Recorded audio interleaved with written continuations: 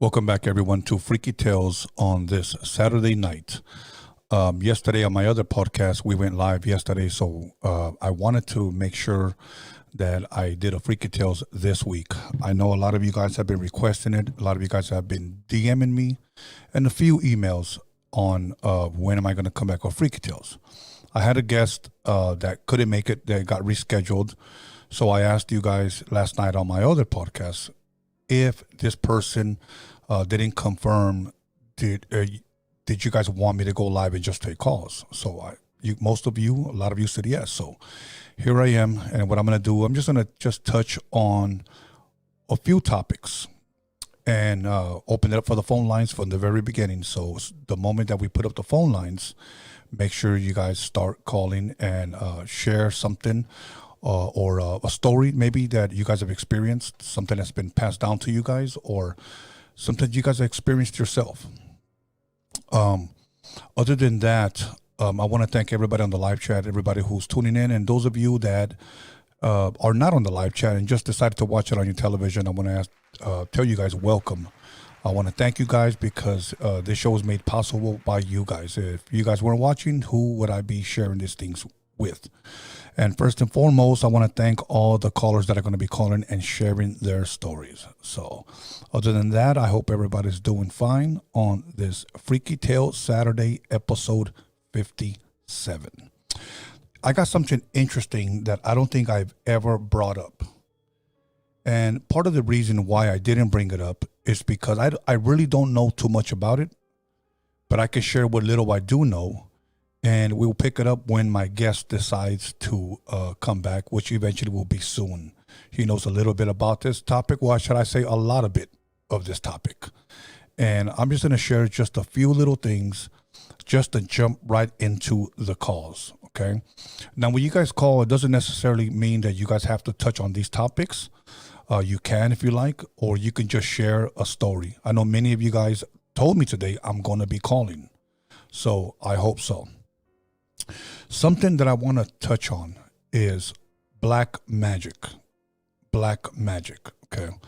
Now, we can get some general information on the internet of what black magic is, and I'll read some to you, but when my guest comes, he'll be able to fill us in, okay? Black magic. Magic that is associated with the devil or with evil spirits / evil magic. Another definition tells us black magic, also known as dark magic, has traditionally referred to the use of supernatural powers or magic for evil and selfish purposes. Now, my question to you, if you do want to call, and maybe you don't have a story, but you just want a reason to call, okay? Do you believe in black magic? Once again, that is associated with the devil or with evil spirits / evil magic, also known as dark magic, has traditionally referred to the use of supernatural powers or magic for evil and selfish purposes. Okay. Somebody sent me something a few weeks back, and I thought it was pretty interesting. I was going to save it for my guest, but since he's not here, I'm just going to share it with you guys. And you guys tell me what you guys think. Whether you guys believe in it or not, It doesn't matter. This is a topic that I decided to share with you guys, but I believe it's very, very interesting. Do I believe that black magic exists? Yes, I truly do believe it exists. Okay. These are 5 signs that someone has done black magic on you. Someone sent me this, and I'm going to share this with you. Once again, 5 signs someone has done black magic on you. Now, I do want to say this before I read them off, okay? Do I believe them? I believe that's irrelevant. It doesn't matter whether I believe in them or not. I do believe that black magic does exist. Some of these could be kind of explained away. I'll give you the first one. One of the signs, it says constant yawning. Constant yawning. Now, somebody may say that's not a good sign. You know, there's people that are tired, people that work all day. There's people that may be anemic or people that are just tired and they yawn. But this, once again, this was something that was sent to me a few weeks back. So the first sign that someone has done black magic on you is constant yawning. The second one, I know people that have experienced this, and it's random bruising. Let me say that again, random bruising. I know people that have gotten bruises on their arms, some people on their back, and some women even between their legs. Okay? So once again, that's a second sign that someone has done black magic on you. Number 3, tightness in the chest. Tightness in the chest. The reason why I have a hard time with that one is because when you work out, your chest gets tight when you work out on chest. Obviously, this is talking about something else. Okay? Talking about something else. Now, somebody may just say, you know what, Tony, those are normal things. Once again, I'm just sharing what was shared with me. Okay? Now, there may be somebody out there that may agree and say, you know what, it's true, it has happened to me. And if that's the case, call in when we're ready and share that with us. So that's sign number 3. Sign number 4 that someone has done black magic on you is constant headaches. Constant headaches. Now, there's some people that get headaches because maybe they haven't eaten or they haven't drank any water or whatnot. Many people will try to explain these things away, and maybe you can. But these are 5 signs that were given to me to share with you guys. Number 5, darkness under your eyes. Darkness under your eyes. Now, that could be from not getting any sleep. We can try to explain it away all we can, but these are probably real signs. If anybody out there is experienced or has knowledge about black magic, and if any of these signs ring a bell, call in and share them with us. Call in and share them with us. So once again, 5 signs that someone has done black magic on you is constant yawning, random bruising, tightness in the chest, constant headaches, darkness under your eyes. Okay.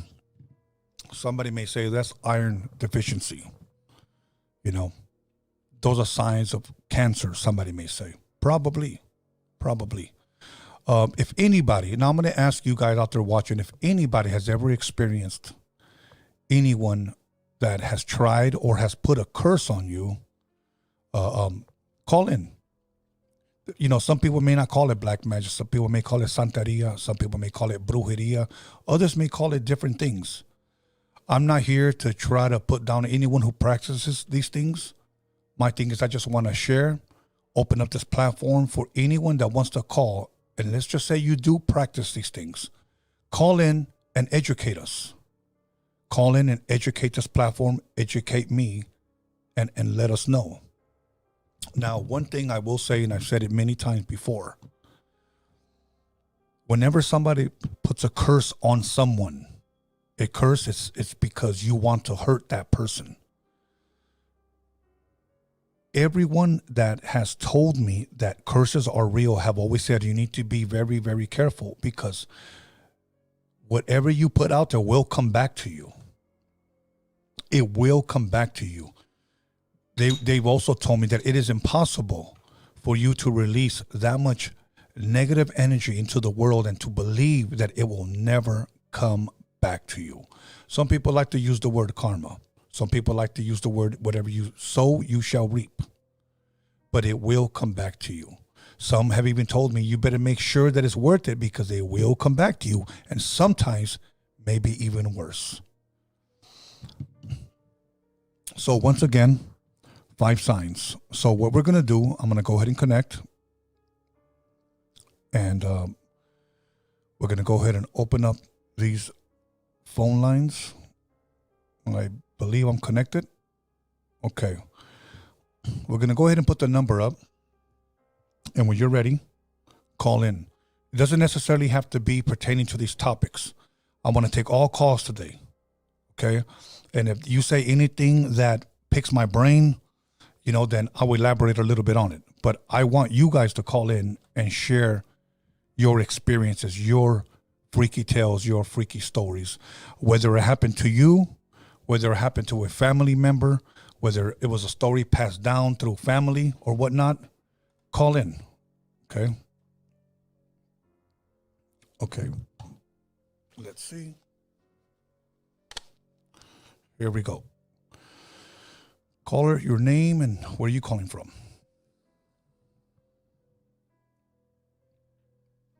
Caller. Okay. Caller, your name and where are you calling from? Hey, what's going on, Tony? I prefer not to say my name, just because of what I'm about to say. You know, I don't want nobody to, you know, That's hear fine. me on this show. You know. Can you say where you're calling from? So yeah, I'm calling from the East Coast. Okay, fair enough. All right. So yeah, I had like an experience, not too long ago. You know, with someone that I, you know, didn't expect. The you know, person that I least expected did some, like, you know, black magic on me, or what you would call brujeria, I guess, right? Yes. So yeah, so I was like going out with this girl, right? And we ended up, you know, living together and stuff.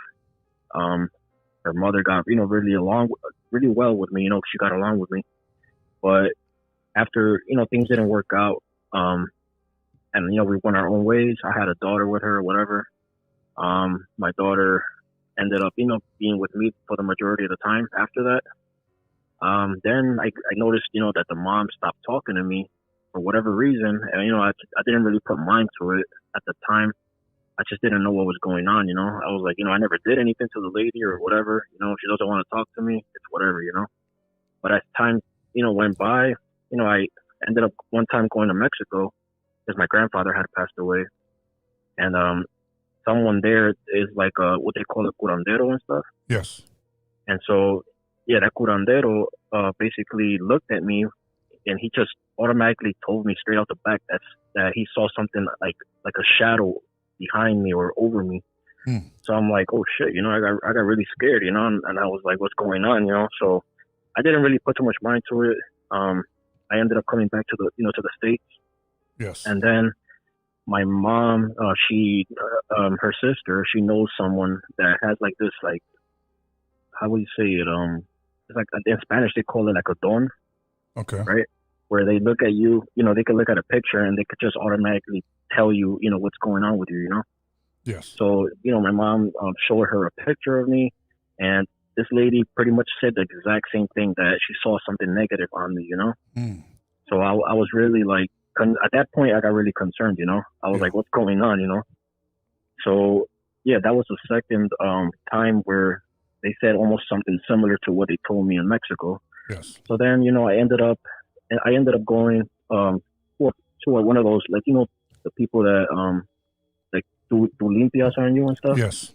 Here, you know, nearby where I live, and the lady ended up telling me the exact same thing, that, you know, somebody had ended up doing me some harm, you know, somebody did something to me. She even told me the location of the place, you know, where they were doing that to me, you know, and everything added up, you know. They were telling me where the location was, how the person looked. They basically described the person, and that person ended up being, the person that I least expected it to be, which was my daughter's grandma, Yes. So, uh, so as if I may yes, interject really quick, just to bring everybody up to date here with your story. So this is yes, the third person yep, now that has told you that they seen something on you. exactly, Okay. And exactly the third person. okay. And this person just happened to be a woman that you were in relationship with, whom you had a child with. Well, it was the grandmother of the child, Okay. which I actually missed a little point right here, where one time I invited her to my daughter's birthday party at my house, and this was before I even knew what was happening, and when I opened the door, to greet them, because they were coming into my daughter's birthday party, Yeah. the first thing that she said to me was, she grabbed me from the hand and she looked at my eyes, and she's a little shorter. She's shorter than me, so she looked up at me and she's like, "Are you sick?" That's the first thing she mentioned to me. And at the time, I was, I had no idea what was going on. So it was kind of strange to me for her to even say that to me, because you don't go to someone's house and you look at them and you tell them, "Are you sick?" That's Yeah. you greet them. That's what you do. Like, so now that I know what happened to me and why I was feeling, because I started feeling sick too at this time where Yes. things were going on in my life where I kept going to the hospital and stuff, and the doctors couldn't find out what was going on with me. So like, now that I put two and two together, it all makes sense. It all makes sense how this lady was behaving prior to me knowing what was going on with me, and then me starting to get sick and stuff, and ended up going to the ER a couple times where doctors couldn't figure out what was going on with me. Yeah. And yeah, like, So it's so a it strange wasn't. experience. And like I told, yeah, So what you said right now, and this is one thing that I want our listeners to hear. You said you were going to the hmm doctors and that doctors couldn't figure out what was wrong with you, correct? correct, Okay. correct, So my point is this. numerous So times. yeah, so what was wrong with you wasn't physical, it was spiritual then. Yeah, exactly. That's what everybody, because as Mexicans, the first thing they tell you is, if you're going to the doctor and if the doctor can't find what's going on with you, then you have to go to get a limpia, and obviously, we're naive and stuff, and we don't believe in stuff like that, when we're young. But when three people tell you the similar thing, that something's Right. going on with you, then you have to believe it, man. Yeah. Did you ever And have? it's best, it's best. Yes. Did Sorry. you? I'm sorry. Did you ever have any No, communication with this female again? no, no, no. Actually, I had her on my social media. I ended up deleting my social media. I ended up, I try not to make it obvious, as Right. far as me letting her know that I knew, but by me ignoring her, and she kind of, I don't know that her conscience now is, like through the roof, because I'm ignoring her. She probably figured that there's ways of people going to certain people to figure out, the dirty stuff. Yeah. But like I don't wish harm on anyone. Right. I have no idea why they would wish harm on me, but I just know that karma is real, and that at some point, either with God or with the devil, they're gonna pay, man. Let me say one thing, bro, before I let you go. And first and foremost, I want to tell you thank you for Yeah, calling in and sharing that. I know sometimes it's not easy, especially because you were with this person and you love this person, and you have a child with this person, and exactly. by your own admission, you said it was the person you least expect, and that's how it usually Cor- happens. correct. So, And yeah, like I was saying, it's not my daughter's mother. It's her grandmother. correct. I don't know if it's because I don't know if it's because I left her daughter and things didn't work out, and she really, at that point, she really liked me and stuff, and she didn't agree to the fact that we no longer were together, and maybe she just like said, you know what, F this guy, let him get sick or whatever, or she wants me out of the picture or something. Do you ever think, has it ever And crossed your mind that maybe the girl you were with possibly put her grandmother up to it? sometimes I think about it, and I really don't think she has anything to do with it, because her behavior doesn't justify that. Like, Okay. she's never actually like asked me weird questions. She's never she never like suspected me to believe that she has anything to do with it. It made me, like, after time, it made me realize that it's maybe just her mom kind of like being mad at the fact that I didn't stay with her daughter, Right. or the fact that my daughter spends more time with me, and she's probably like, what, I want this guy to be dead, or sick. Yeah. Because what they told me when I went to one of those, people, they told me that whoever did this to me basically wanted me to be in a wheelchair and eventually pass away. Wow. So that lady told me, like, what, you need to take care of this right away, So I ended up, doing the next step, where you got to pay the person to, what they do to, take that away from you. Okay. Yeah, exactly. And how are you doing today? Everything good with you? Yeah, I mean, everything so far is being like better as time goes by. The lady did kind of tell me, why I waited so long to come to her, but at the same time, I told her, like, it's not something that crosses your mind. The first thing that crosses your mind is for you to go to the ER, to the doctor, to get checked out. Right. But like I said, like Mexicans, what they say, if the doctor can't find out what's going on with you, you got to go to one of those people, Correct. And okay, yep. Okay, brother. Thank you for My calling story, in. man. Thank you for calling and sharing that, man. I truly appreciate you. No problem, Tony. Okay, brother. And thanks for what you do too with this show. Muchas gracias, carnal. Stay blessed, homie. Okay, let's get the next caller in. That was from the East Coast, so you know that they are 3 hours ahead of us.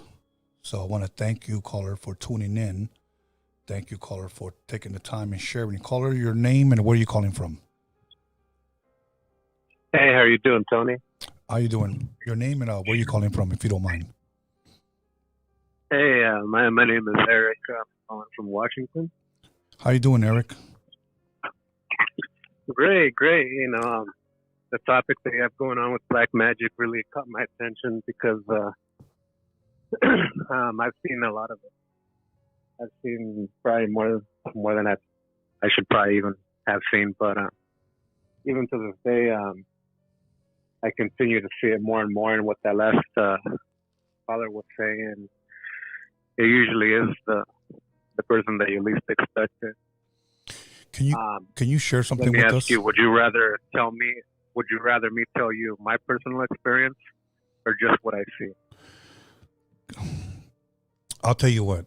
Give me one in one. Something that you've seen and something that you experienced, please. Okay.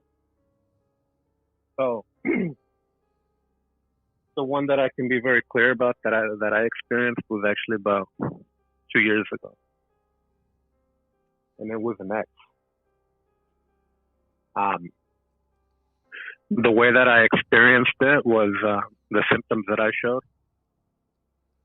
I was dreaming this person every night, and then and it was very awkward because you don't have repetitive dreams like that over and over and over.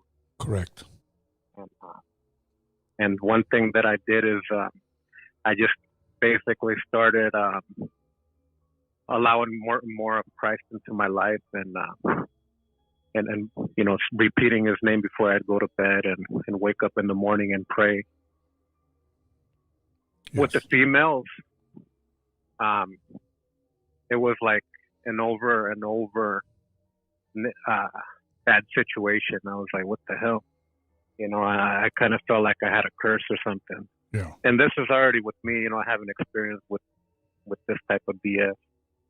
So finally, one day I was listening to your show, and you had a very special guest on your show, a healer, Miss Lady Tuber. I'm going to throw her out there. I didn't give her flowers because she's a very talented individual in what she does. Yes. I give her a call. She returns my call on a Monday. And this is some advice I'm going to tell people that if they start looking into healers, is don't let them know too much. Don't let them know anything. You let them work their magic. Absolutely.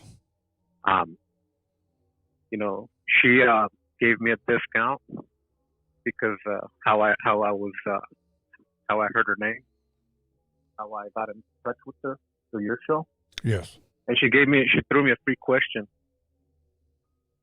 In that free question, I tested her magic by asking her, because me throughout the years I've seen a lot of things like sleep paralysis. I've literally heard something growling behind me and I'm awake but I cannot move. Yes. So these were the things I asked her: why have I experienced those type of events in my life? She's like, hey, I'm sensing some energy. She's like, you how did she say it? You told a person, which is your ex, that something that no one has ever told her in her life, and you really hurt this person. And that was only something I knew. Yes. Because I knew the situation. The way that she told me, I relived that situation in the moment that she explained it to me, and then we set the appointment. When I set the appointment with her, she described this person to me like if she had a photograph of her. Mm. And the way that she explained the situation is exactly how it happened too. So between her and I, we did the cleaning, me following her instructions. Yes. And this event went away. This is just one personal experience I've had. Yes. I mean, I've had many others with other issues, but you know that we got to give the callers their time to call in, right? Yeah. You know what? Before you hang on, let me share something with you, okay? And because you said you contacted her, and I want to say this. I had her here on twice. The first time we sat here, the show was over, and we're just talking. And she had told me this, and I want all of our followers of Freaky Tales to listen to this. There's a female that has tried to curse you, try to curse your finances, your family, your success, everything you do, but it's not going to work because you are protected. And I knew exactly who she was talking about. And I want to give a message to that person who I know is watching, because lady told me she is obsessed with you. And because you cut her off, now she wants to make you pay. So my thing for you watching, whatever you do can't touch me. It can't hurt me. You're wasting your time. Go on with your life. Go on with your life. Whatever, I don't care how many chicken bones you toss, it ain't going to work. Okay, so that's my message to you. Okay, and for you, caller, I want to thank you for calling and sharing that experience. And always remember, we don't have to fear. We don't have to fear. When we fear, that's when we give the enemy power. So, and you didn't have fear to call in, and I applaud you for that. Thank you. Oh, no problem. It's just, you're given this platform to hear stories, because a lot of these stories all, one way or another, someone's experienced, if not the same problem in a higher magnitude or a lower magnitude. And then it all basically kind of comes back to the same BS as someone's just trying to destroy someone's happiness. Exactly. Or just anything that person worked hard for. Absolutely. And it's kind of sad, because a lot of these people, it goes both ways. I'm not just going to say females, but that's usually how it goes. Yes, yes. In my situation, is they just want to destroy a man or woman. Because I've seen it happen in both situations, men and women. And it Yes. just seems like in our experiences, yours and I, it's a little similar. I think maybe yours was in a higher magnitude than mine, but still kind of relevant, right? Yes, absolutely. Thank you, caller. Appreciate it. Thank you for taking your time, being a part of the show. No problem. Okay. Let's take the next caller. So let's see who's going to call next. So far, great calls. Appreciate the experience. Appreciate you being a part of the show tonight. Caller, your name and where are you calling from? Caller. Caller, you're live. And they hung up. So let's see. Okay, right now's your opportunity. I saw a lot of hang-ups. Let me see. Caller, your name and where are you calling from? Danny from Santa Cruz. How you doing, sir? Hey, pretty good. And you? I just got a question for you, Tony. Yes, sir. Do you think that nowadays this black magic is way different than maybe 15 years ago? Do you think it's more modern? Maybe the right word. Has it evolved? Yes, I do believe that. I do believe that it has evolved, and I believe that people are willing to go farther than possibly what they used to go, through 60s, 70s, and even before that, because when I was a kid, go ahead. This is my point real quick, Tony. I didn't mean to cut you off, but this is my point. Back in the day, sports were sports, but now their sports are more harder. Yes. Back in the days, lowriders were lowriders, but nowadays lowriders are harder. Back in the day, even Chicano rap was hard, but now it's harder. Now in the days, back in the days, black magic was hard, but now I believe it's a little bit harder. You know what I'm trying to say? Of course. Yes. Okay. Yes. So my next question for you is, I'm going to ask you a weird question. Do you think that there's an app that cops, firefighters, detectives use amongst themselves if they want to screw one of themselves over? Because I read about this. Have you ever heard anything like that? No, sir, I have not. Where they have an app to destroy the person, and if they want to destroy them, the app will be like you're calling somebody else, but they're calling a person in the app. You know what I'm trying to say, or no? Yeah. You know what? Okay. I correct me if I'm wrong. Let me give you an example, because somebody did this to me one time. They call you from an app, okay? From an app. They're dialing you, but they're having somebody else call you, and this person is just listening in. I don't know if that's the same thing you're trying to say. It's out there. If you Google it, it'll come out. Okay. But it's like digging into a rabbit's hole. Okay. But you'll find it. But what I'm trying to say more like is like if somebody's trying to destroy somebody and somebody is trying to look for a job. Okay. They'll pretend it's that job, but it's not really that job, and they'll make them go, and it's already set up so the person won't get the job.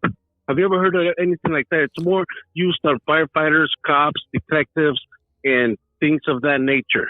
No, I have not. But you know what? I'm glad you're educating me on that, because I didn't know that existed. Oh, okay. Yeah. Because I read about it. Because I've been tricked when there's jobs on Indeed or Craigslist.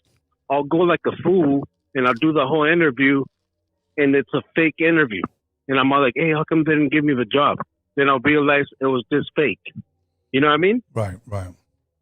Yeah, I didn't know that. You heard of Indeed? You heard of Indeed posting fake jobs out there, right? Yes, that I have. Oh, okay. And I know probably the commentators are putting comments like this fool's crazy or on one or whatever, but I'm not. This is real shit. You know what I mean? Yes. That's what I wanted to share, Tony. And black magic, bro, is like I'm gonna give you an experience that I had with that. Okay. Yes. Let's just say that I go to a family. I used to go to a family event, and I would have conversations like, "Oh, did you hear Elon Musk invented a Tesla that drives by itself, automated vehicle?" Yes. And the people knew about it, but they just wanted to make me look like a fool. They would laugh at me. Ah, what are you talking about? That's not true. That's not true. But they would know about it, but just to lower me or make me feel a certain way, they would act like I was dumb. You know what I'm trying to say? Yes, absolutely. Yes.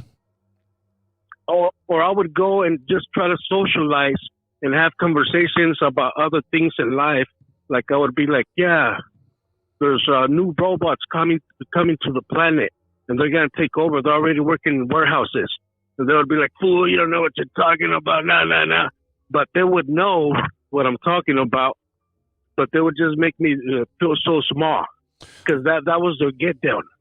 Well, you know what I mean? Their get down was to make me look like a fool.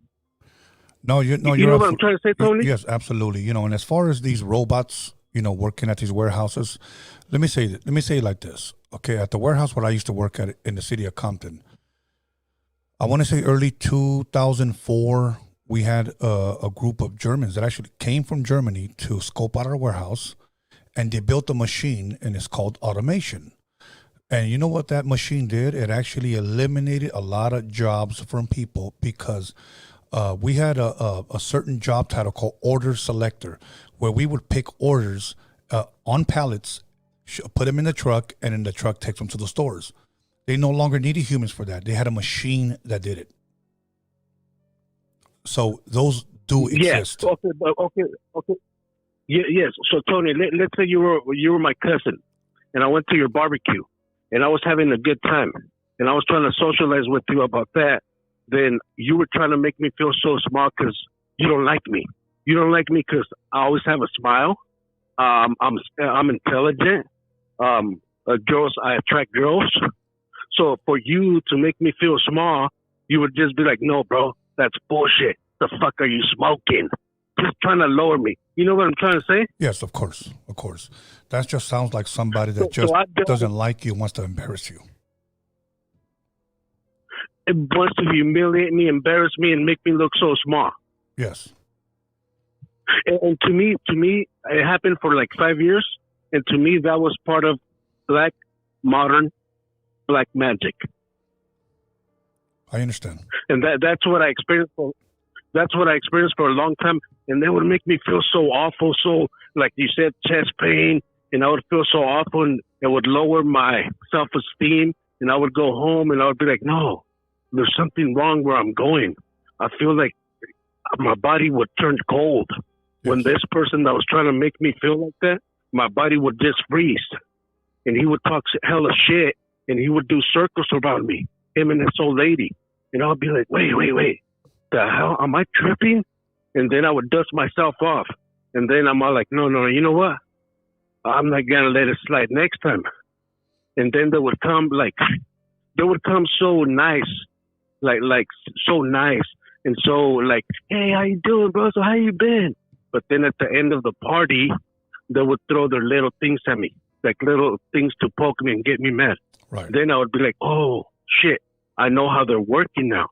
And when I found out, and I had to meditate, right, and I had to go to the mountains and really meditate to myself, and I was like, okay, now I know what's going on. I know who it is. Yeah. And when I'm going to this party, even though my body's going to feel cold and I'm going to freeze, I'm going to battle them. And you know what I did, Tony? What's that? I went to the party and I just ignored them. And I threw on some headphones. Right. I was bumping Marvin Gaye in my head. Right. I was bumping Marvin Gaye, and I felt hella good, and they didn't kill my soul, it destroyed me, or made me feel this small. And that's the way I battled black magic. Because I know that shit was black magic. Mm. That shit would make me freeze. It would make me feel like if I was in a warehouse where the temperature was like 30 degrees. Yeah. Thank you. Know what I mean? Yes. And that's my experience. I went there with you today. Thank you, sir. I greatly appreciate you taking time and being a part of the show. Hey, thank you too. You have a good night. You too. Okay, let's keep it going here, you guys. Let's see who's in the call next. Okay. Caller, your name and where are you calling from? Hello, Tony. This is Brad Pitbull calling from Los Angeles. How you doing, Brad? How's Atlantis? Did you move out already? No, I'll go back and forth, teleport now. Okay. But okay. I'm gonna just uplift the frequency a little bit with a little joke here. You know that Texas food, they keep a chupacabra as a sex pet, just to let you know. Freaky tales. But Well, that's a I freaky want pet. to. Yep, it is. But I want to let you know about a story.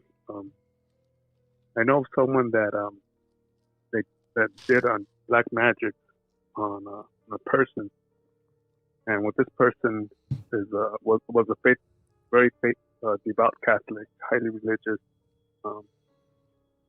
and what the person who did it, they put dirt in front of the person's home, in front of their gate, and the reason I'll describe it is because so in case it happens to some other people, they could recognize not to mess with it. But what that dirt was, it was la tierra del muerto, which is basically someone who goes to a graveyard and takes some of that dirt, which is meant for death and negativity. But when they place it out on the person's home, it didn't fall on the person. It just fell to the person closest to him, Yes. to her. And then so all the dark entities attached to the weaker, smaller child. The person who did this years later, everyone around them, they paid. Let's just say that the universe balanced it out because torment and carnage and negativity that person tried to do and hit the child. It affected other people. So when someone thinks that they're getting ahead in life or getting even using dark entity or black magic or whatever people want to call it, you may be ahead for the moment, but when those dark forces come and collect, or when the universe wants to balance it out, whichever way people want to look at it, it's not going to be the debt is going to be much higher than the price of the service that was offered. So, And you know what? tell people not to mess with it. Yeah, Absolutely. Don't mess with it, because I'm going to tell you what. You said it best. When those dark forces come back to collect, it's going to be a lot worse. Yeah. It's going to be a lot worse. So, and go ahead. yeah, and me myself, it's I served in the Marine Corps. I traveled a bit of the world, and with anyone who's ever done me that, I've always prayed for them on the most part, for them to find goodness in them, because you don't fight darkness, more darkness. You hope that they could find the light within, and for them to, just grow from that. But there's some people that are, and it's rare, that are actually consumed by darkness, and I just try to stay away from that, to the point that even if I go to a restaurant or a business, I will not go in there with someone with bad energy as doing the customer service, or a bad owner's there, or just bad people are there, because I don't want that. But whatever's around that area to attach to me. At the same time, I don't mind being around negative people for some bit, because also at the same time, because I've seen people take advantage of gullible people or weaker people. Yes. And I just try to tell them, hey, dude, just, hold your own. You could do it. You don't need this anchor around your leg, and just believe in yourself, because God believes in you. And I know that it may seem like like the world is against one, or someone may feel insignificant. No, dude, there's just so much.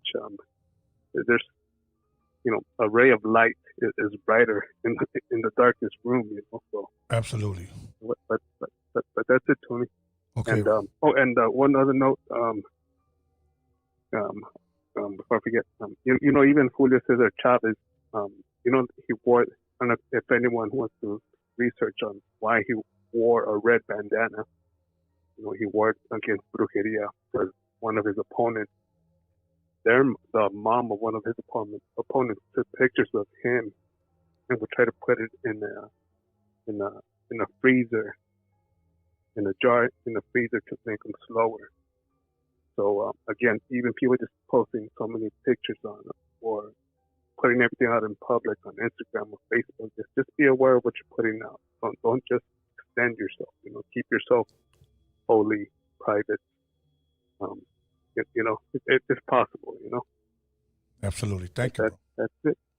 Thank you, Tony. All Good right, night, brother. everyone. Thank you. I'll be Right. You'll be watching. Yes. Thank you, bro. Caller, your name and where are you calling from? Hello, Yes, caller, your name and where are you calling from? my name is Alejandro Nocera. I'm from West Chicago, not the West Side. Oh, what time is it over there? You guys Coming are in with about 3 hours. How's it going? Good. So, Good. I got a freaky tale for you. So, when I was about 14 years old, my grandma died. She came to me in a dream. She told me, hey, stop messing up, stop doing what you're doing, everything like that. She told me I was going to have a kid. I had to take care of the kid. 2 years later, I had my kid, my firstborn child. A couple years later, the relationship didn't work out, and I got custody of her because her mom wasn't the best person. So it was crazy because I thought it was a dream, but I really think it was real. She came to me to tell me that message, even though I didn't know I was going to have a kid. And then, now I have her, I have custody, bought a home and everything. It's kind of crazy, you know what I mean? Yeah, no. Just to know that somebody was looking out for me, even though she was dead prior to that. Yeah. So I feel like my grandma was like my guardian angel. A lot of people have asked me about dreams, and sometimes dreams are just dreams that you've had, and then just there's dreams that actually truly do have meanings, and that could possibly be one. You actually said it came to fruition. It actually happened. So why that happened, I don't know, but obviously it did happen, so it was a good thing. Yeah, oh, definitely a good thing. Absolutely. My daughter's really, really well off, and she has her own stuff, and I really appreciate, Tony A., you taking my call. I stayed up late. It's late as hell over here. I'm from Illinois. It's late as hell. Yeah. Thank you, man. Thank you. I greatly appreciate it. I believe it's about to be midnight over there. Oh, yeah. Yeah. It's like 11. Yeah, okay. Well, thank you for being a part of the show. Thank you for calling in. And you know what? I'm thankful that you guys are listening out there. Yeah, thank you. Okay, brother. Have a blessed night. Okay, let's see. Who else? Okay. Caller, your name and where are you calling from? Chris from Hollywood. How you doing? Can you please you turn can down hear your TV? Yes. Yeah. So I was just calling in. I've been watching your show for a very long time. Thank you. But I have a question. Has there ever been the most scariest video game of all time for you? Scariest video game? Yeah. In your life, anything creepy that's ever kind of been maybe influence someone to do evil stuff, No. When I was younger, of course I had Super Nintendo, Nintendo 64. We had Ghosts and Goblins. We had Castlevania. You know, I played a lot of video games. I mean, video games were a part of my childhood growing up. I will say this: Okay. the ones that did scare me, not in a sense where it struck fear in me, but it was in a sense of like, I know where this can lead to this new generation. And these were these games where all these kids do was just kill each other. Whether it was an army game, whether it was a street game, whether it was a hip hop game, and all they're doing is shooting each other and cursing each other out. I mean, I grew up with Asteroid Centipede, you know, I grew up with Donkey Kong, I grew up with Galaga. We weren't really, you know, shooting each other in the head and, you know, cursing at each other in these video games. So that right there scared me for the next generation. Yeah. Because I think it could be influential. Now, somebody may say out there, how can a video game influence that? You know, that kid has to be weak-minded. Guess what? There are weak-minded kids out there. And you know what they need? They need leadership. They need their parents or their good friends to lead by example, to lead them by example. Yeah. So, anyways, And go ahead. okay, sorry to interrupt you. The reason I ask is because there was a game called Siren on the PlayStation, Okay. which is like a Japanese, just like zombies, kind of like I don't know, like possessed, like a very and I remember I had a friend. This was many years ago. Apparently, after he played that game, he just became all like just crazy. Like he wasn't the same anymore. Uh-huh. And I don't know. I just think maybe some games have influence. You know what I mean? Or they change. And he was obsessed with that video game. Yeah. And you said this game is called Siren? Yeah, it's called Siren. It was released on the PlayStation 3, I believe. Okay. In that era, 2006, 7. Yeah, I've had I have even the new PlayStation. I've had them all, but I never heard of that game. But I will say this. Yeah. You know, when I was younger, and my mom me daba mi domingo, my allowance, you know, half the time it was just $1. You know, back then, you know, with $1, you know, and the economy of back then, you can go to the store and buy yourself a mini soda, chips, a candy bar, and have change left over. So, video games were $0.25. So to me, I was allowed to go to the video, I guess, place and play a couple of games, you know. And if you're good, you get to stay on the video game for a long time. But I still had to leave the house, ride my bike, and go to the arcade, okay? Today is different. These kids just want to be home. We did everything outside. So I don't know if this generation still does things outside.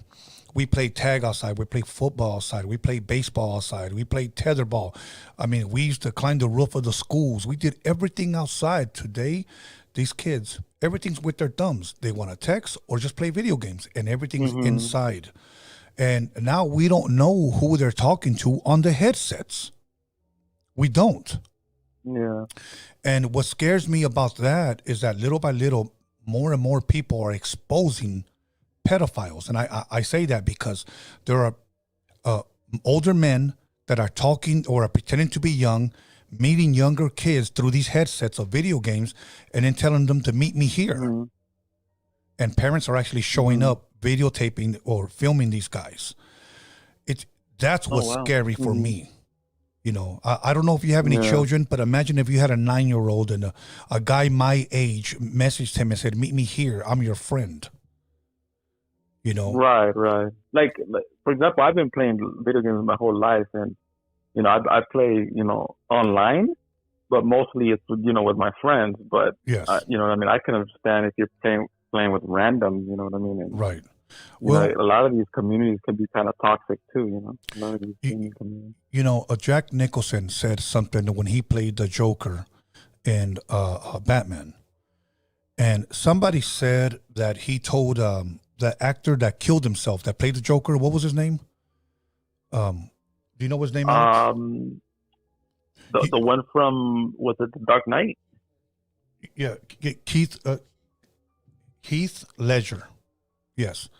Yeah, the Dark Knight. Yeah, he's from Dark Knight. That he killed himself. It was rumored that Jack Nicholson told him to be very careful with that role because Jack Nicholson said that it consumed him. That's what he said, you know, because he had to be in the right state of mind. Yeah, I heard something like that. Yeah. Okay. Now, to go back to your friend who was playing that game, is it possible with that much time constantly doing something, can it consume you? I believe so. For sure, yeah. I mean, again, yeah. So maybe that's why he was a little different, you know. I don't know. Yeah, no, it's weird because like I used to talk to him my whole life, like, and somehow he just changed, and his mom knew my mom, so I kind of know like what happened. It was just so weird what happened to that kid. Yeah. Okay, caller. Well, Yeah. I appreciate. You know, Right, that was a very you. interesting question, and I appreciate it. Yeah. Thank right. you. Have Keep a it up, blessed night. Tony. Good. All right. Bye. All right. Okay, let's keep going here. Let's see. I appreciate all the calls. Great calls. Call it your name and where are you calling from? What up, Tony? Where are you calling from? Santa Clarita. Santa Clarita. ¿Cómo estás, bro? Good. How about yourself? I'm doing pretty good. I'm enjoying my Saturday night, taking these calls, sitting here, listening to your guys' freaky tales, and I'm having a great time, man. Did you have a question, comment, or something you wanted to share? Yeah, Tony, you know, I've been checking out your, freaky tales for a good while, Finally, we got our freaky tales, I have an interesting story. Are you aware of Nahuales? Nahuales? Yes. No, I'm not. You sound a little muffled. Can you speak directly into your phone? Oh, yeah, for sure. Okay. So Nahuales, like in other episodes, you have mentioned Skinwalkers and that they're medicine men in different cultures. Yes. Okay, my family is from Puebla, Mexico, and Skinwalkers are known as Nahuales, There's an interesting story to them. Yes. Supposedly, they're known as blood-sucking giant turkeys that they poke into, like, the area in the head of the newborn babies, and they drain their blood. Okay, sir, look at you.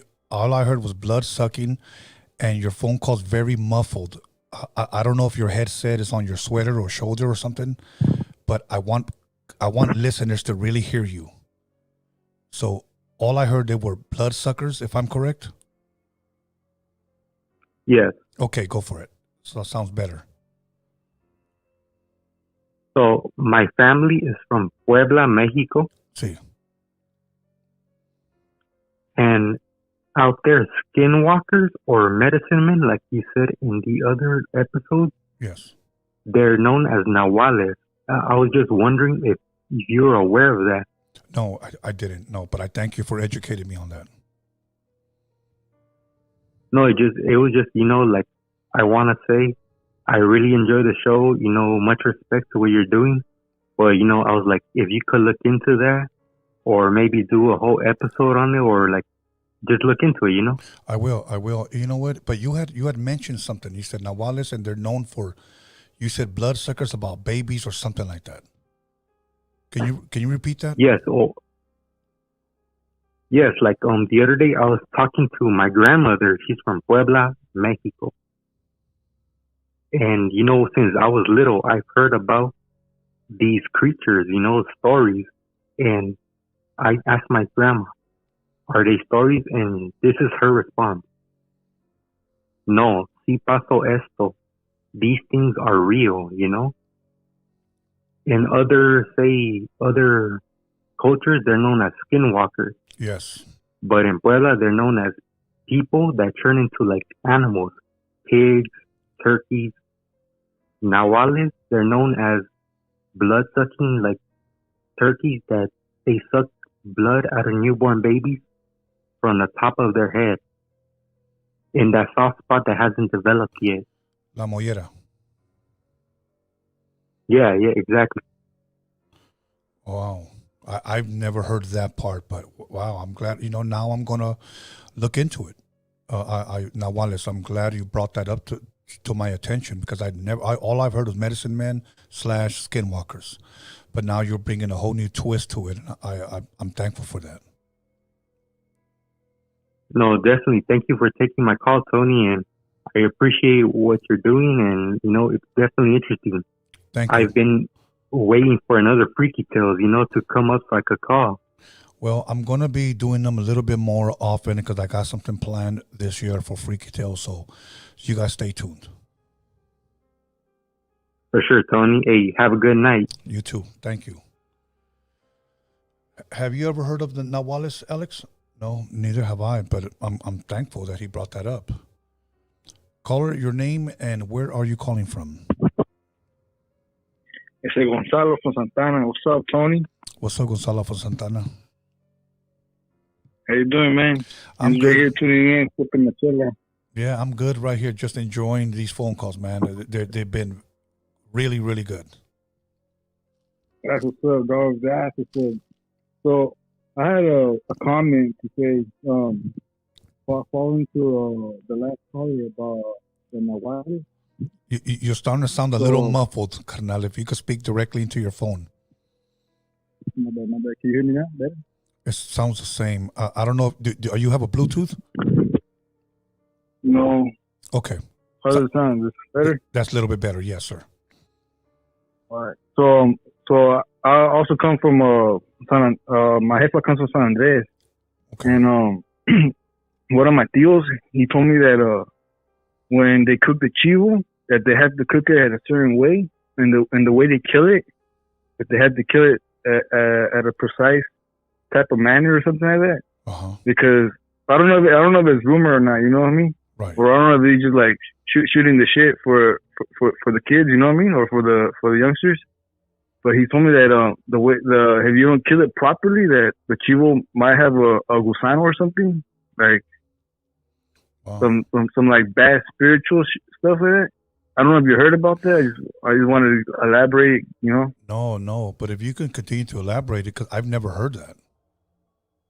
So yeah, I mean, I'm not too familiar with it either, you know what I mean? Because I went one time and we were just sitting by the campfire, and he was telling us, because he cooked because he knows how to kill the chivos and cook them and stuff like that. Yes. Because I guess he got taught by like my grandpa and so on and so on. But like that's what he was telling me, something about like the chivo, like the way, and that the gusano comes in there, and it's in the head. You know what I mean? In la cabeza. Sí. But I don't know if it's true. I don't know if it's true or not. You know what I mean? It's in this freaky tale. I just wanted to share that. Yeah, well, you know what? If anybody out there's listening and they heard you, you know what? And if they have any insight, maybe they can call in and confirm that what you're saying is true. I'd never have heard of that, but I'm glad you're telling me. I've heard a story a long time ago, and it probably has nothing to do with, what you're saying, but it does have something to do with killing an animal. Supposedly, I heard that, for an example, if by killing a cow, if you don't kill them immediately, like instantly, and you're hitting them in the head or however you're trying to kill him, and he's suffering, that the tense that he's going through, the suffering, it spreads into his meat, into his entire body. So when you energy. Yes. So when you eat it, you yourself would feel supposedly what the cow felt. How true that is, I don't know. So right. But you know what? If anybody out there knows a little bit about what you said, yeah, I welcome them to call in. So, thank you, caller. Yeah. All right, bro. Yeah. Still, man. Say what's up to the team. Absolutely. We have to. Okay. Thank you. Okay, let's keep it pushing. Caller, your name and where are you calling from? Man. Oh, this is another shameless plug. Miguelito's tattoos on Instagram. You have been MIA, brother. What's going on? Hey, man, I've been doing these tattoos, man. Hey, as long as you're working, brother, that's all that matters. Hey, hell yeah, I have two questions for you, but I'll have one little quick comment on some of the callers. Yes. The Nahuatl that he was talking about. Yeah. I was looking it up, and I seen that it's also in like the Aztec, like kind of like the hieroglyphics, like a lot of art. Oh wow! So it goes back to the Aztec. That guy knows what he's talking about. Okay. That's good. I'm gonna have to look into it. So it's very cultural. All right. So my two questions is what's the most hauntedest place that you've ever been to, and the most hauntedest place that you know of the whole world? The first one, I'm going to be honest with you. It was the house that I grew up in. In the back, we had a garage that was not attached to our house. So we had to walk out our back door, maybe about 10 feet, and then we enter into the garage. Not only did I have bad experiences there, but I had family members, my mother, my father, everybody had bad experience. I truly do believe that whether we call it haunted or whatnot, it was just such bad energy there. And I've never experienced anything else like that ever. And I visited a lot of places that so many people have said, are haunted. But I truly believe this one was haunted. Now, as far as in the world, that's a real tough one for me. But like something that you have heard of, anything that maybe some documentary, some true story stuff, or maybe seen some, Yeah. I mean, my sister would probably be able to answer that because she goes to all of these haunted locations. I believe it was and I might be saying it wrong, so please forgive me. The Winchester home, I guess it's going up north, or Westchester or Winchester, one of those. She said there that something actually touched her leg, like she felt an actual human hand. Now, as far as me going somewhere and experiencing something like that, nothing. I've gone to places like in San Diego. I've gone to people's homes that claimed they were. I've gone to businesses. I've gone to antique stores that people claimed, but I've never experienced anything like the way I experienced in my garage growing up. So, I don't know if that's if that helps you or not. But what about yourself? Yeah, that's fair. That's fair. I mean, probably. Believe it or not, but probably the most haunted place I've ever been to is probably a church. Really? And the second, because Catholic church and Christian church are a little bit more different because there's actually exorcisms that I've seen people they start twitching and stuff like that. In church people pray and stuff, and they do a little prayer and they just their eyes change and they're like, hey, what happened? And you're on the ground. People had to hold you down. Sometimes when people not really used to seeing that, I only see that in movies, but when I seen that in church, that was probably one of the most haunted thing I've seen. But the one I seen on TV, I think there was this place, this woods right there in I think it was Japan. There was these woods where people were they'll go missing. Uh-huh. I don't know exactly what it's called. Probably the viewers know, but I think it's called Suicide Forest. Yes. People go and it's like they're going in circles. I don't really know too much about it, but yeah. Well, obviously something is happening because a lot of people have died there. So something is happening. I do believe in a suicidal spirit. I do believe that. But I guess that's for another episode. But yeah, I wish that I could have taken people back then to where my paranormal experts to where I used to live, and for them to see what was in there. So, as far as my garage is concerned. So, all right, Tony. Thank you for your two answers. Thank you so much, man. Have a good night. You too. Okay, let's keep it going, you guys. Thank you guys for taking time on this Saturday to call in. Caller, your name and where are you calling from? Hey, what's up, Tony? It's Chito from Batoya. Hey, can you hear me good? Yeah, you sound a little far away, but yes, I can hear you. It's cool because I'm driving on the road right now, bro, and I got my phone on one of those stands. Okay. Go ahead, brother. No, I just wanted to call in and I don't know if anybody's experienced this, bro, but I remember a while ago you guys were talking about sleep paralysis. Yes. And when I was younger, bro, I experienced this thing called the old hack syndrome, bro. And what it is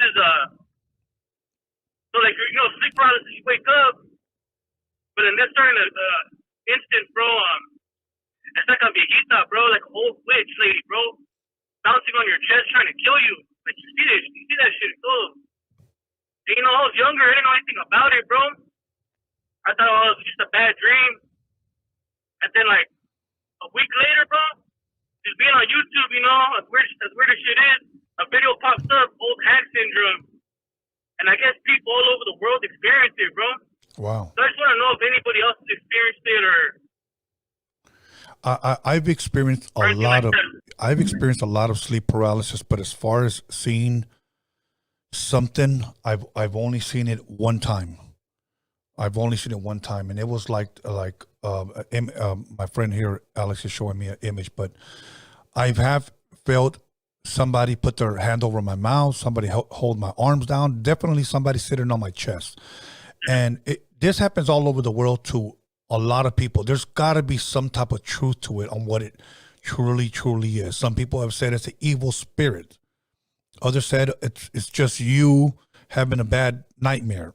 I don't believe that anymore because I've had it too much, But No, yeah, that's true, bro. Only one time I actually saw something, an entity, and I seen black shadows, I seen shadow people, but this one was actually white. The room was completely dark, and this was actually white, and it jumped on top of me, and actually to the point that my two sons that was sleeping on the other bed actually woke me up because they actually heard me being attacked.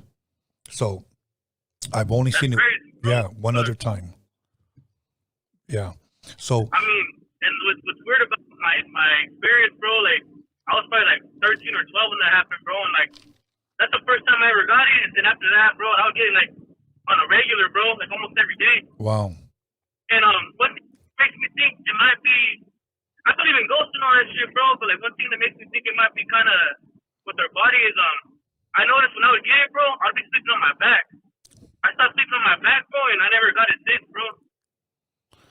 You started sleeping on your back? No, like I would get sleep paralysis, like sleeping on my back, bro. But then like after that, bro, I started sleeping on my side, on my, on my face or whatever. I never got it since, bro. Well, so maybe it has something to do with that, the way we breathe, or. Well, let me say this. I've had it with sleeping on my back, and I've had it sleeping on my right side and my left side. It's never changed. Oh, fuck, bro. Yeah, it's never changed. So yeah, it's not it's not a good place to be. Believe me, I don't wish that on nobody because it's not a good place to be. So, but thank you, man. I appreciate you calling in. I appreciate you putting on the show, bro, and I mess with all your guys' programs you guys put on. News with Norbert, Conversations with Marvelous. Thank you. Thanks for putting on for the rato. Absolutely, carnal. Muchas gracias. Stay blessed, homie. Have a good one, bro. You too. Okay. Caller, your name and where you calling from? Yo, so Tony, this is Mark from Bell Gardens. Mark from Bell Gardens. How you doing tonight? Pretty good. Like, great show, man. I'm a big fan of the Freaky Tales. Thank you. Just want to, give you props for that. I wanted to let you know a little freaky tale about my shit in life. Yeah. When I was in junior high,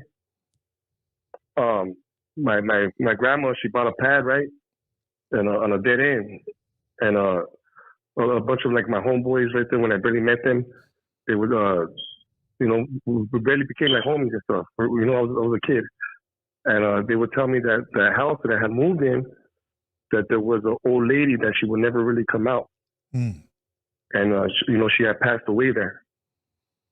So, a lot of times I would have like weird experiences.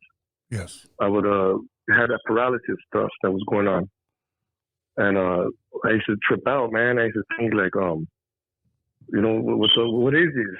Yes. I didn't know what was going on, because I remember, when you're sleeping and you feel something like grabbing you or something, and you can't move,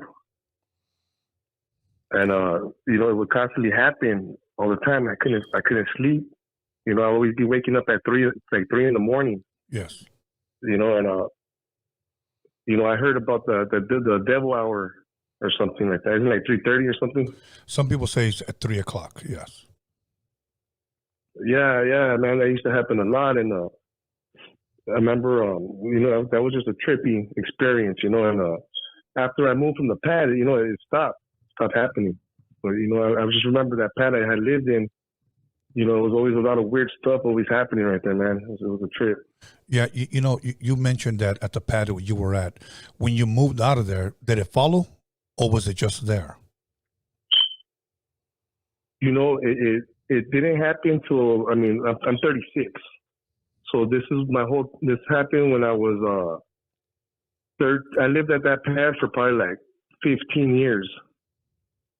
It didn't follow, but I had a couple of experiences at different places.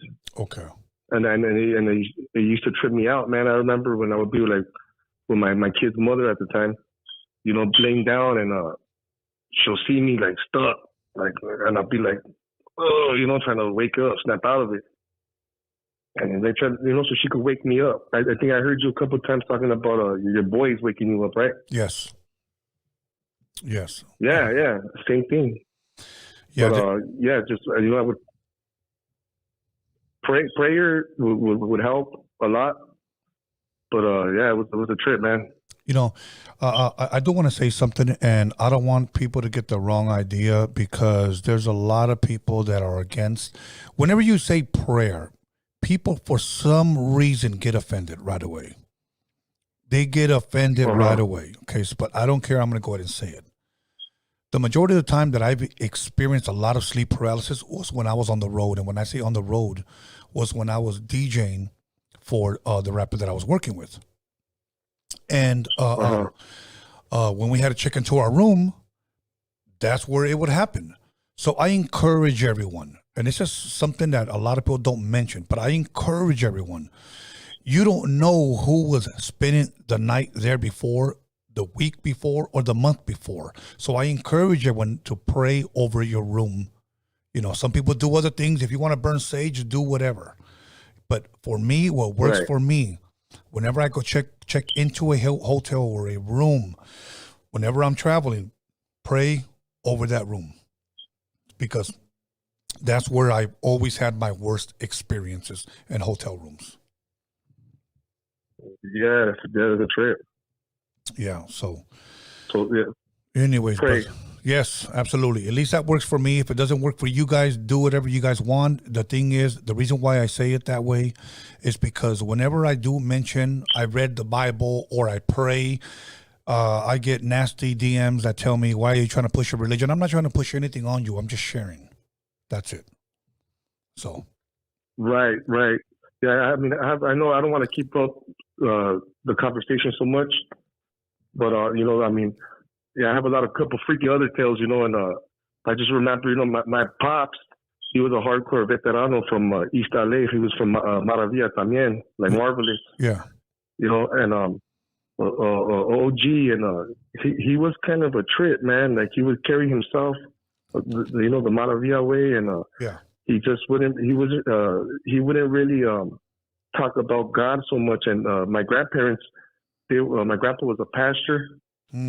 And, but he would always talk a lot about ESP, and he was always into Art Bell. And, he was a trip. He was a trip, man. I used to listen to that show every night as a kid.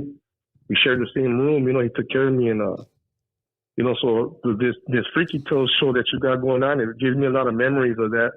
And I always look forward to your shows that you have, man. It's cool. Excuse my language. It's cool. It's real cool. It's all good, brother. And I truly, truly appreciate you guys, the fans, tuning in and sharing that with me. Truly, truly, truly means a lot, because there's been plenty of times, honestly, when I've just kind of like, I've done this for 3 years now.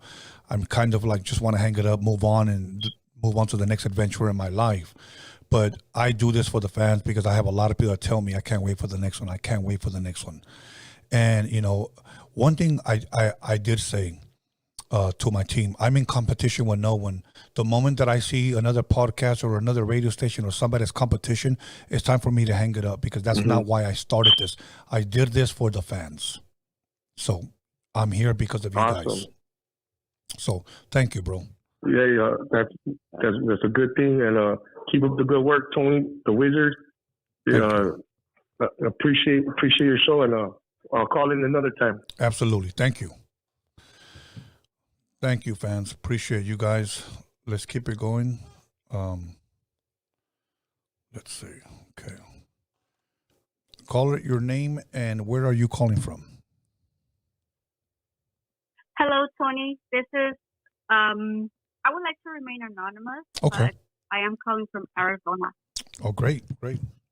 You got a question, comment, or a story? Yes, sir. Nice to meet you, even if it's on the phone. Likewise. I actually have a comment. I have a few tips that I would like to pass you in the chat. Mm-hmm. Yeah. Okay. Let me see. Where do I start here? Because I did wrote to a list. You guys were talking about Nahuales. Yes, a caller called and asked me if I knew what Nahuales were, and I wasn't sure what they were. I've heard about them in English, the Skinwalkers / medicine men, but he educated me today on that, and it encouraged me to look into it a little bit more. Okay. Nahual in Mexico, it has to do with the warlock. It has to do with brujos. Yes. They have the ability to turn themselves into Nahual, and it takes them about 20 minutes. They have a way to offer this in their satanic rituals. And what they do is they go out in the dark, they dress in dark, and a Nahual is like a big black wolf. And they have the ability to fade in and out, disappear in and out. And they can do many, many things. Like they were saying, he can suck up the spirit out of a baby. And what it does, it empties the body and it prepares it for a dark entity to take possession of that baby, and it grows up to be a criminal. Wow. And commits serious crimes, and is capable of doing. It depends on what is the power that the warlock gave that dark entity to be put on a baby. Yes. Also, let me see, because I wrote a few things for you, tips that I wanted to pass. Like, for instance, Ouija board.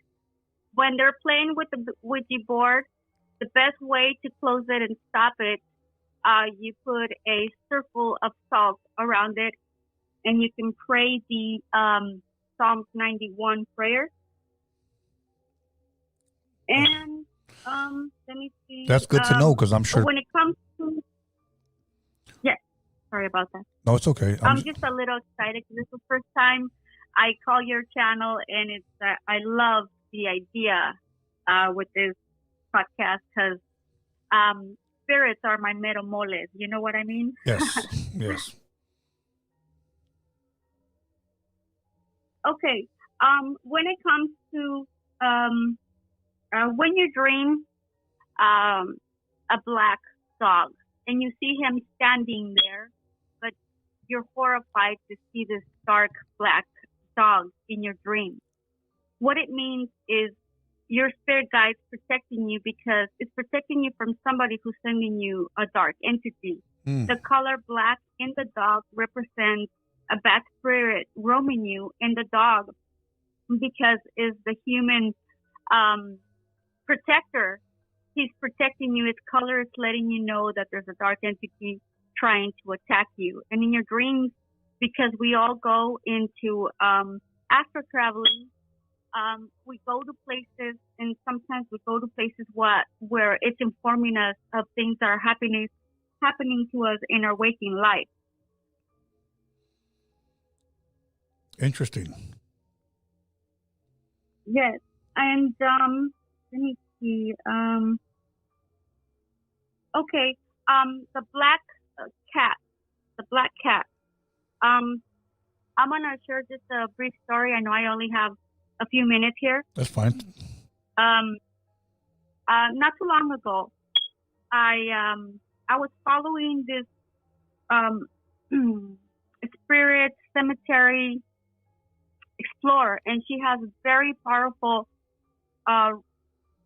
prayers and words that she puts together, and she can actually wake up spirits and challenge them to come toward her, and she can wake them up. So I started following her like 2 years ago, and before you know it, there was weird things happening in my house. At 3 a.m, I was having this cat that was just meowing outside, very loud, letting me know that something was inside my house trying to attack me while I was asleep. And I've always been protected. You are very protected, Tony, because you are from the sign of Pisces. Pisceans have a very sharp intuition, and you have spirits that are very protective of you. If you're still alive and still standing, it's because you have several of them, and you are very in tune with them. Sometimes you don't really know how to connect with them, but they are letting you know. Like, for instance, before you were going to have your birthday, you got very emotional. When you get very emotional, it's because the presence of the spirits of your ancestors, of those that you've lost already, they're letting you know that they're with you, especially when a birthday is coming up. And watching one of your podcasts, I did sense you very emotional, and that's what it was. And at the time, I'm very new to your channel. I didn't know your birthday was coming up, but I right away was able to pick up on that you were, there was a birthday coming up, and the reason why you were feeling emotional is because of them being right next to you. Thank you for that.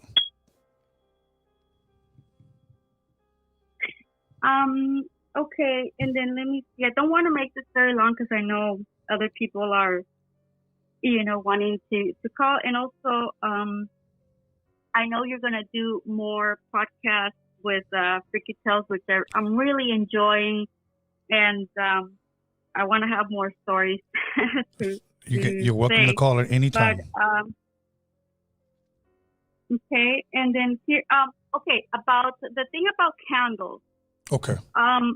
We all have this misconception that we can light up the big, tall vasos, candles in our home for a spirit, for our loved ones. It's a mistake.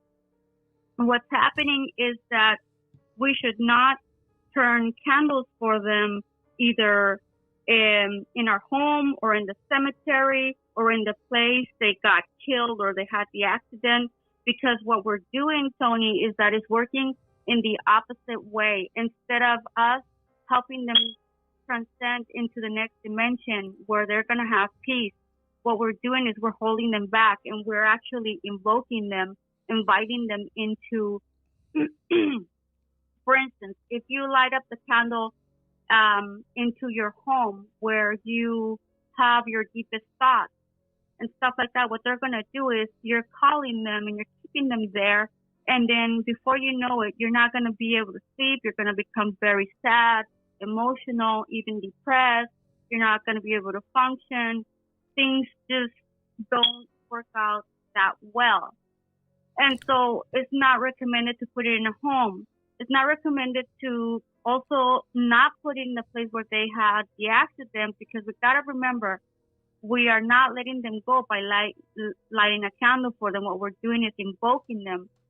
They are not resting because they're kept in the area where they were killed. And the same too for the cemetery. In the cemetery, you would think, okay, well, they're resting in peace. Well, the physical body stays in the cemetery, but the spirit transcends that so that it will be able to reincarnate.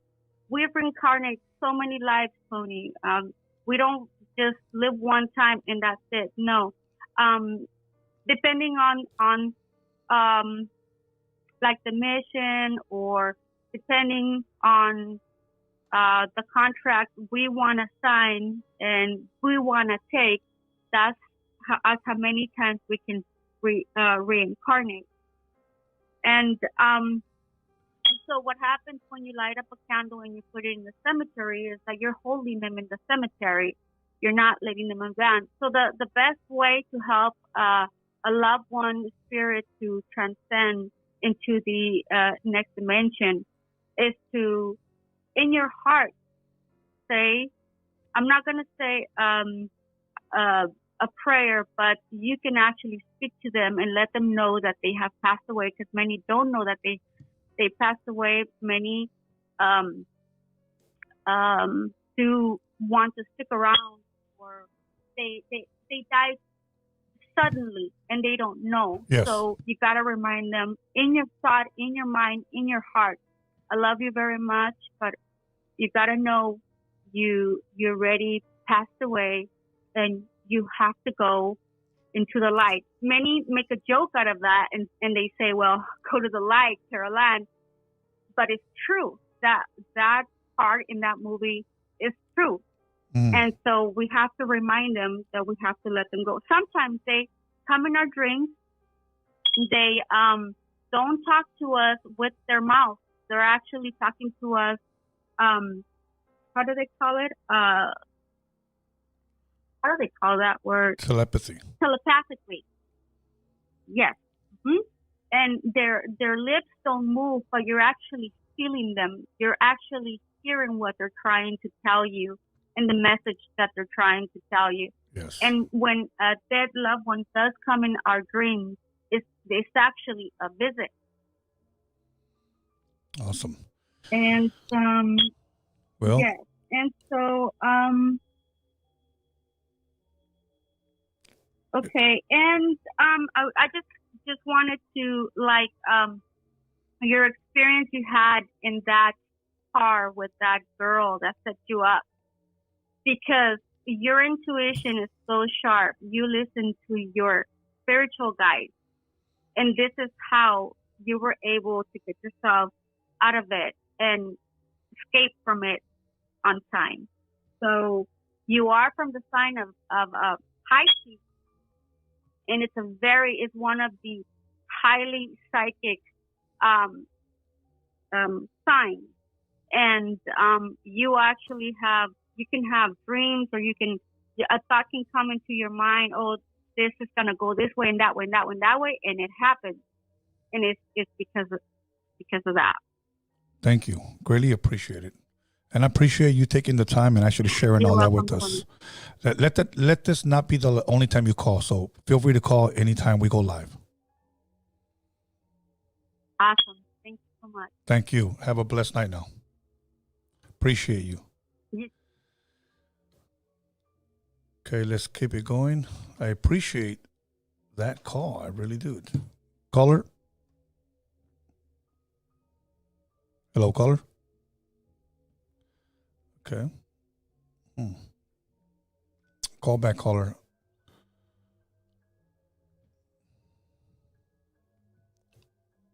Okay. Hello. Okay, I'm answering. Okay, I don't know what the heck just happened. Hello. Hold on. Let me try the Bluetooth again, bro. I don't know if it. Give us a little time, callers. I don't know how we got disconnected. Okay, let me know when I'm back on. Okay, good. All right, here we go. Hello, caller. Hello, caller. I don't know how we just got disconnected. Caller. Okay.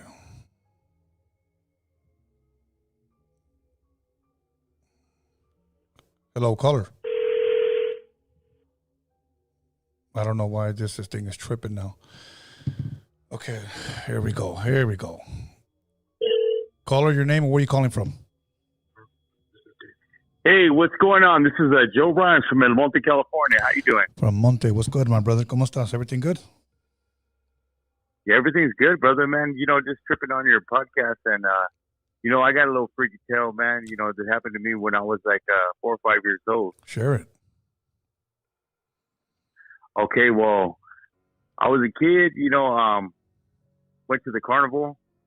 You know, I went to the carnival with my tío, right? And I got lost at the carnival, you know, and when I got lost, this lady that was wearing like a white veil, you know, she showed up and like, you know, she like kind of like grabbed me by my hand, you know, and, you know, and then took me outside of the carnival. And it was crazy because like I was communicating with her, you know, like telling her, okay, this is the way to my house, you know, like this and that.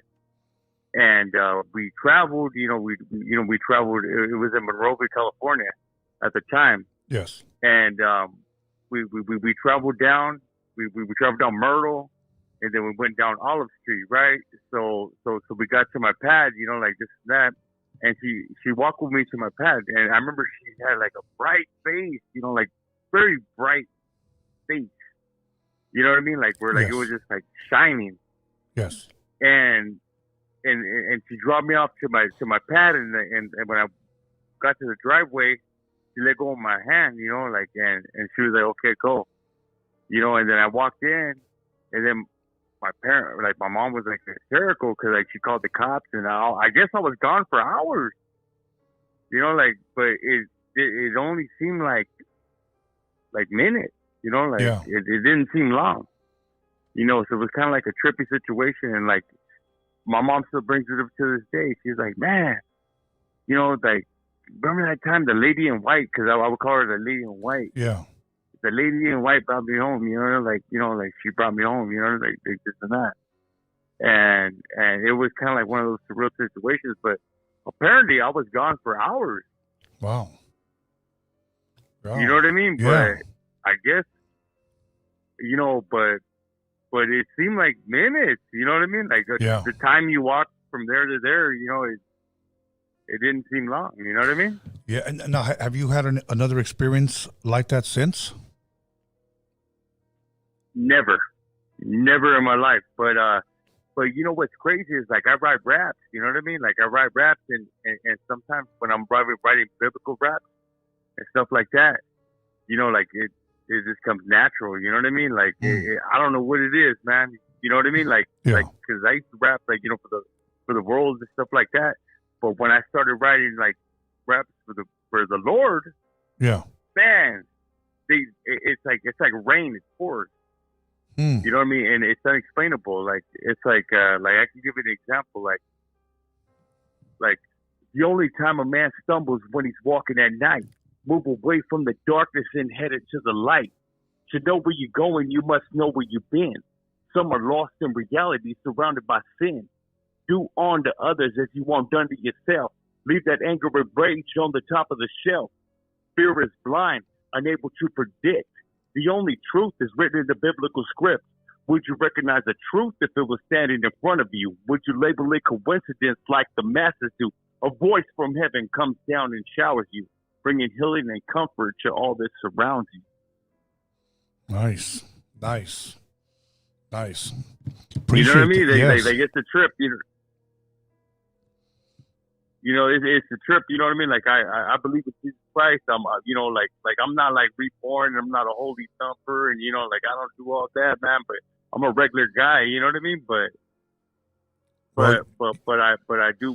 I do believe in what I believe in. You know what I'm saying? Know what? And you should be bold about it, because you know what? A lot of us, let's just be honest. When we were a part of a gang, we were proud of it. We were bold with it. We didn't have a problem. I never gangbanged. That's the thing. That's the thing. I never gangbanged. Right. You know, I was the guy that got along with everybody, like, cause I was into making money. Right. You know what I mean? So I'm like, I I can't join again because then I'm not going to make money off this next guy. Right. Well, you know what I mean? So, and I agree with you. I always had that strategy. You know what I mean? Yeah, and I agree with you. But whatever you were bold in before, be more bold now for whatever you believe in, bro. So. Yeah, I appreciate. Yeah, you, but I love this podcast because we're able to like talk about stuff that that goes on that's unordinary. It's not it's like just these strange things that happen in life, and that was one of the things that always followed me throughout my life. You know what I mean? Like, damn, what was that? Like, I was gone for hours. It only seemed like minutes. What are you talking about? You know what I mean? Yes. Yeah.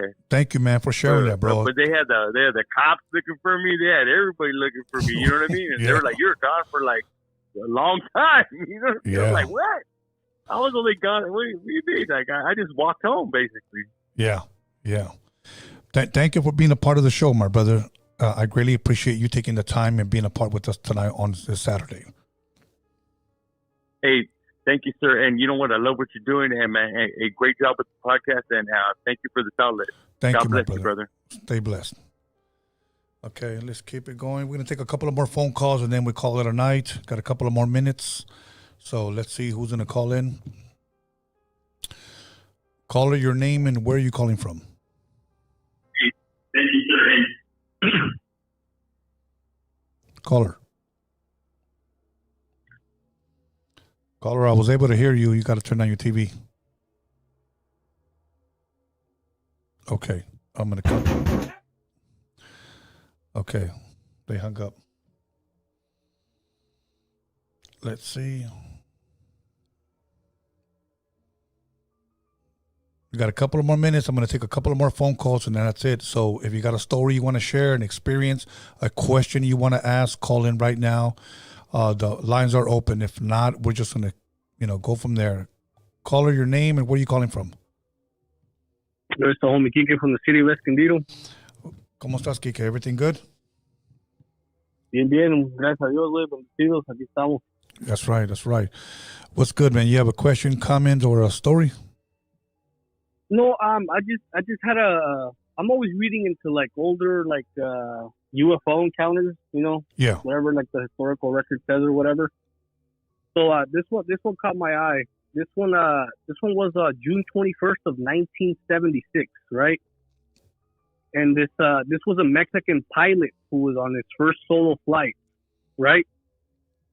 So according to the account, shortly after he took off, he disappeared from the radar, and he popped up like about a 3-hour flight distance from his original takeoff point.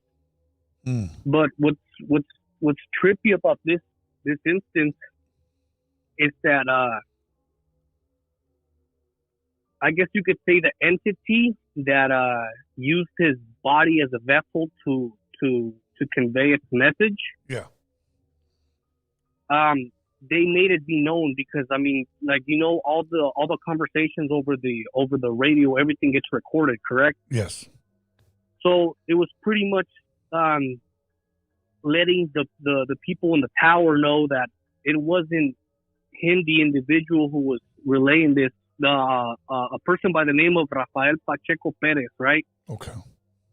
And it's pretty much, they let it be known that it wasn't him who was saying this, but it was the entity that was taking over his body that said this. And it pretty much said that they didn't matter much, that they were beings from another part of the universe, but that they belonged to the same race as, I guess you would call it, the human being race. And that the planet was pretty much every other intelligent race, whether it be human or whatever other race it may be. It was at a point in their history where they're taking off and exploring the edges of the universe, but that they were still keeping an eye on humanity for our progress, right? Right. Yeah, and it's just pretty much saying that as of right now, we pose no threat to any other alien advanced society, but that at the same time, everybody's pretty much keeping tabs on us to check on our progress. Okay. And if you guys ever want to listen to the audio, it's pretty fucking trippy, man. Just put in like June 21st, 1976, and then Rafael Pacheco Perez. But the trippy thing is, like I told you, when he popped back up on the radar 3 hours later,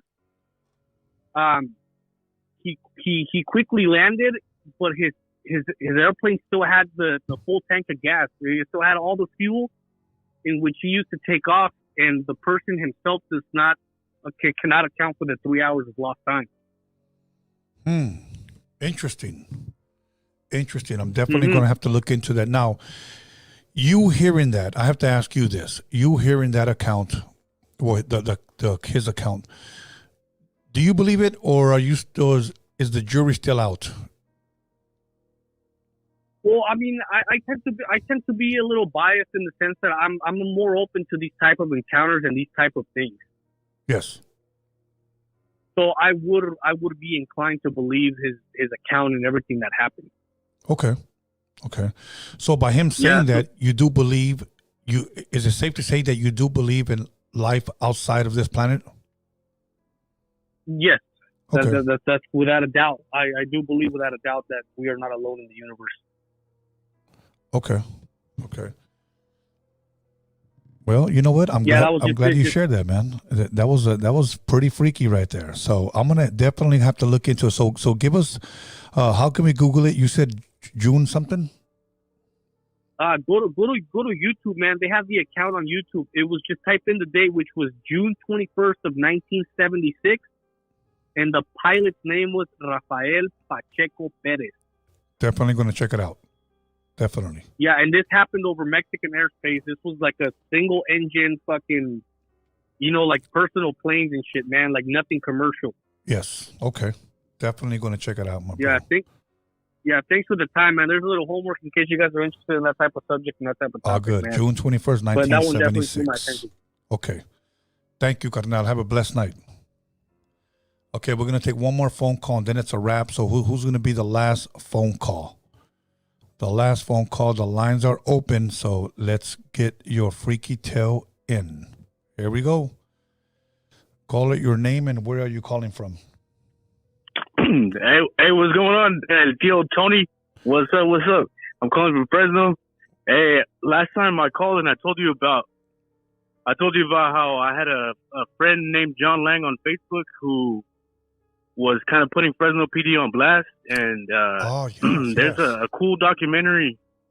Yeah, his name is John Lang. He posted the night before he was murdered, and he was murdered how he had a suspicion that he was going to be murdered by Fresno PD. He posted on Facebook how he wanted somebody who was a legal gun owner to come stay the night at his house for protection. Yeah.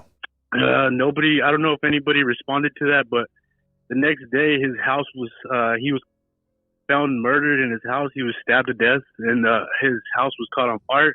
Wow. And it was ruled a suicide. Of course.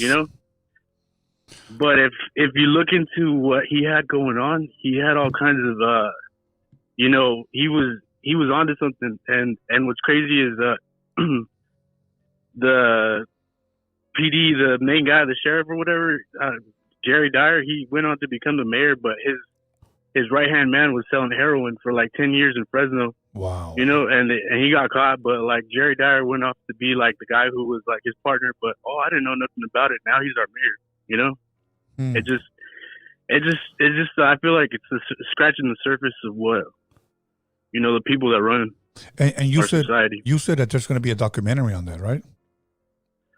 It's on YouTube, John Lang. Just type in John Lang Fresno. Oh, wow. And there's a lot of stuff on it. Definitely going to have to check that out. Definitely, man. I appreciate it, man. Is that the only thing you wanted to share? Hey, Tony, just thank you for everything, man. You know how back in the day, they used to put people on TV and they would be like, this guy, un orgullo hispano. That's you, bro. That's what you are. Muchas gracias, carnal. I truly, truly appreciate that, man. Honestly, your words humble me, my brother, so stay blessed and thank you for that call. Hey, man, I only want to be half as great as you, man. You have a good night. Thank you for everything you do, Tony. Thank you, my bro. Okay. Here we go. Oh, they hung up. I was about to answer your call. I was literally about to, because we figured we got at least about 8 more minutes. I could take one more phone call. Here we go. Caller, your name and where are you calling from?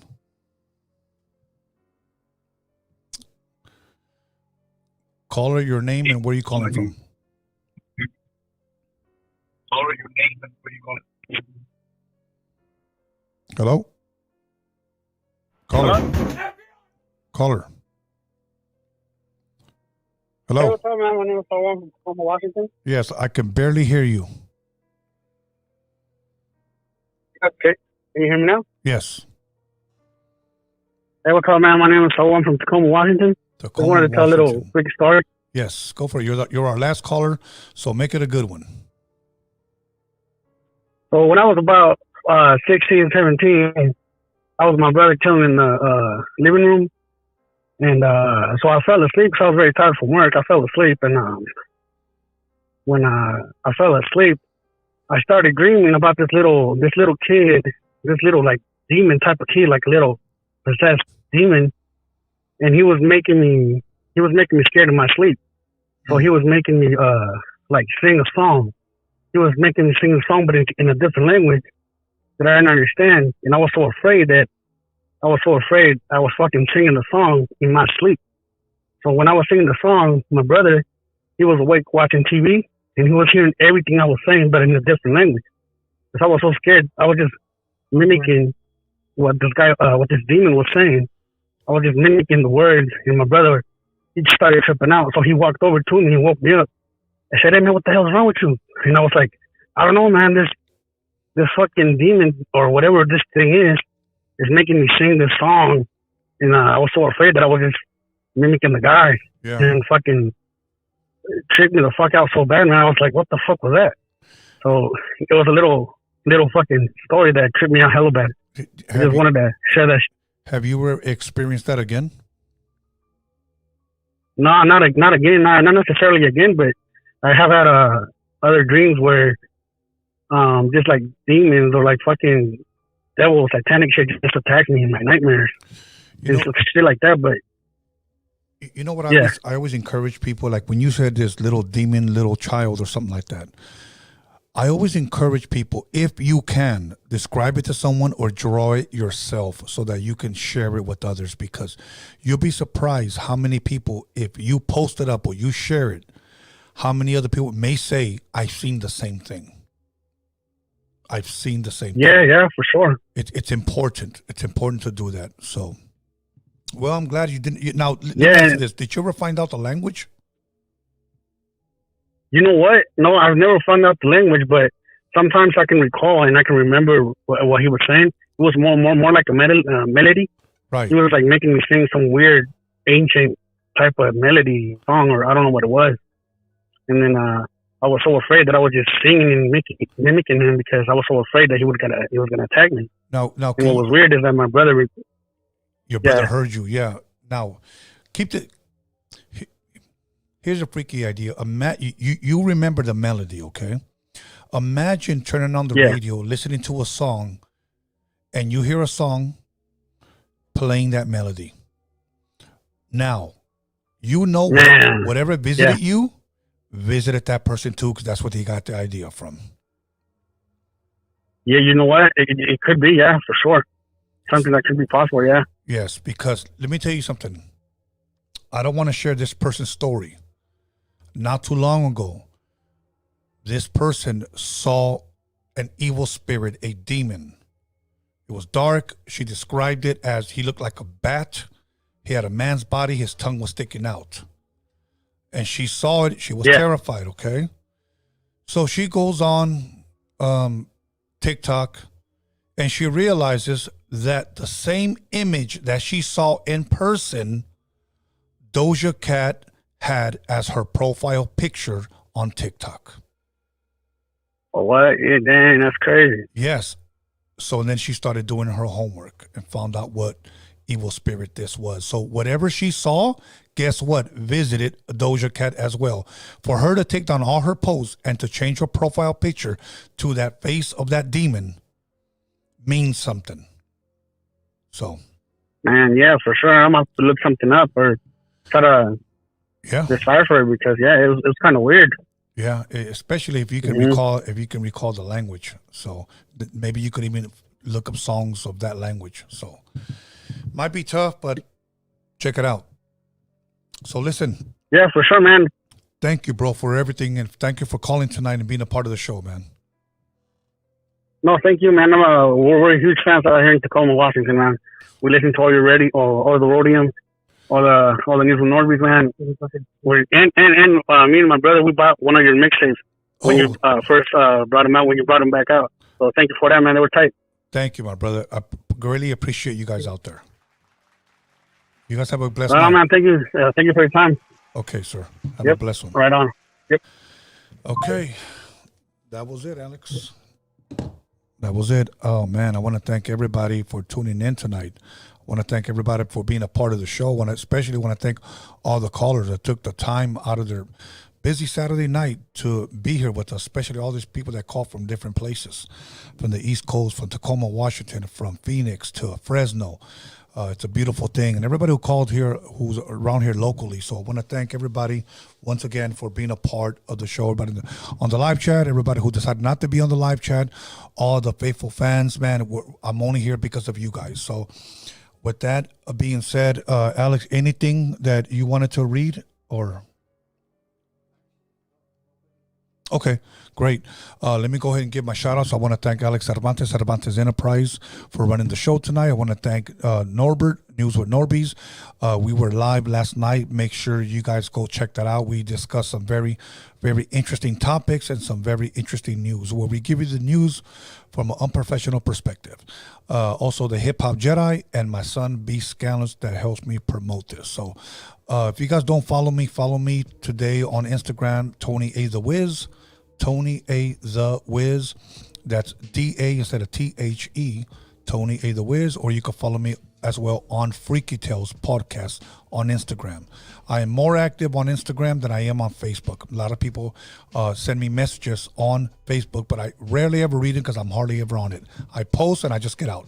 Instagram, 90% of the time I'm on there, and I will read your messages. So follow me once again on Tony A. The Wiz. Subscribe to Freaky Tales Podcast if you haven't on YouTube, or subscribe to Tony Vision on YouTube as well. And once again, thank you very much.